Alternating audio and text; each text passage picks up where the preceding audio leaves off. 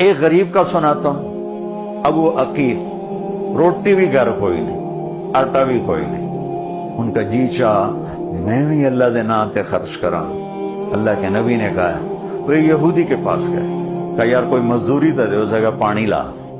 ساری رات اس کے باغ کو پانی لگا، ڈول کھینچ کھینچ کو، میں نے افریقہ میں دیکھا، کیمرون چاڑ میں اب بھی وہ ہے کہ وہ ڈول کھینچ کے کیاریوں کو پانی لگاتے ہاتھوں۔